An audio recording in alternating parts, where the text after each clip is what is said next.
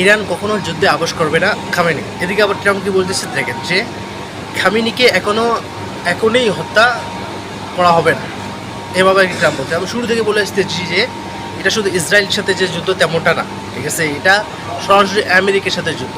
যদিও বা আমেরিকায় প্রকাশ্যে কিছু দিতেছে না, কিন্তু গোপনে যে কত গিয়ে দিতেছে, কিন্তু এত কিছু দেওয়ার পরে কিন্তু এটাকে উৎসাহিত করা হয়েছে যে তোমরা এখন হামলা করো। এখানে যদি মনে করো যে কোনো আওয়াজ বা কিছু না বলতে গিয়ে কখনো ইসরায়েল হামলা করতো না, ঠিক আছে। এই ট্রাম্পের কাছ থেকে অনেক কিছু পাওয়ার পরে, অনেক কিছু বলার পরে সে ইসরায়েল ইরানের উপর হামলা চালিয়ে গেছে। সো এখন দেখেন ইরান আরও কয়েকটা কান্ট্রি ইসরায়েলকে কীভাবে সহযোগিতা করতেছে, কিন্তু মুসলিম কান্ট্রিগুলো দেখেন শুধু সবাই শুধু মুখে মুখে বলতেছে, কিন্তু কেউ যে সরাসরি কিছু দিয়ে যে সহযোগিতা করবে তেমন না। এরা চিন্তায় আছে যে কীভাবে যুদ্ধটা বদ্ধ করা যায়, এই চিন্তায় আছে। ওইদিকে কিন্তু ইরানের মনে করেন যে ইরান যদিও ইসরায়েলের অনেক ক্ষতি করবে, কিন্তু ইরানের অনেক ক্ষতি হয়ে যাবে, কারণ এখানে সরাসরি আমেরিকা আছে, আরও কয়েকটা দেশ আছে ইসরায়েলের সাথে। দেখা যাক কী হয়। আল্লাহ তাআলা ইরানকে তাদের কাজে যেন সফলতা দান করে, আমরা এটাই কামনা করি।